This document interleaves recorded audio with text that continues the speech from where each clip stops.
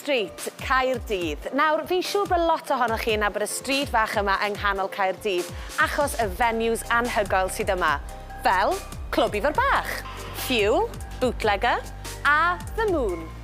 Ond eleni, mae statws y stryd yma fel y lle i ddod i weld cerddoriaeth byw wedi bod o dan fygythiad. Felly dwi, Elan Evans, wedi dod yma i ddarganfod mwy am pa mor bwysig yw'r lle yma i gymaint o bobl, ac hefyd i ddarganfod mwy am yr ymgyrch sydd eisoes wedi lawnsio er mwyn gwarchod y stryd eiconig yma. Pam yn union oedd rhaid cychwyn yr ymgyrch achub Womanby Street? Wel, ers dechrau'r flwyddyn, mae lot o newidiadau wedi digwydd ar y stryd. Nath o ddechrau efo Dempsey's yn cae nôl ym mis Ionawr. Dilyn hynny wedyn, cais cynllunio i adeiladu gwesti uwchben Wetherspoons. Nath y Moon Club gae. O'n ochr ni, y prif beth, oedd y adeilad drws nesaf. Nath nhw roi cais cynllunio fewn i adeiladu 6 fflat yna. A petai cais cynllunio yna'n cael ei gymrydwyo, mae sydd yn gwneud o'n anodd iawn i ni barhau i weithredu fel da ni wedi bod yn gwneud, achos dyw'r ddau beth jyst ddim yn cyd-fynd. Pa mor bwysig yw Clwb Ifor Bach a Stryd Womanby i band ifanc fel chi?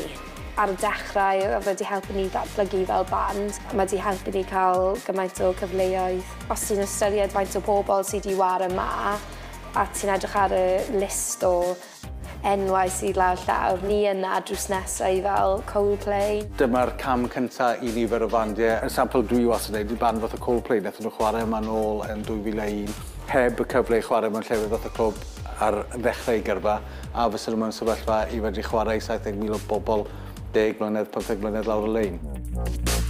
Mae yna gymaint o stwff da, mae Gwyl Sŵn yn edrych fel lot o fans da ar hyd y Womanby Street i gyd. Mae'n rhywbeth sy'n arbennig i Caerdydd a dyn ni'n lwcus o'i gael o, mae'n rili bwysig bod ni'n edrych ar ôl yna. 2 brif amcan oedd gennon ni o ran yr ymgyrch. Y gyntaf ar lefel cenedlaethol i drial dod ar Agent of Change i fewn i'r rheolau cynllunio, ac yn ail i drial gael y cyngor i newid yr designation ar gyfer y stryd fod yn ardal diwylliannol, ac ynghlwm efo hynny wedyn fysa yna canllawiau cynllunio penodol o ran pa wath o adeiladau fysa'n gallu cael ei gymrydwyo o fewn ardal o'r fath. Be dyn ni'n gobeithio nesaf i drafod efo'r cyngor i gael gweld pa wath o strategaeth y cyngor i roi mewn lle i sicrhau dyfodol llywyrchus i llefydd fath y clwb, a sicrhau bod cerddoriaeth byw mewn lleoliadau annibynnol yn parhau ac yn ffynnu yma yng Nghaerdydd.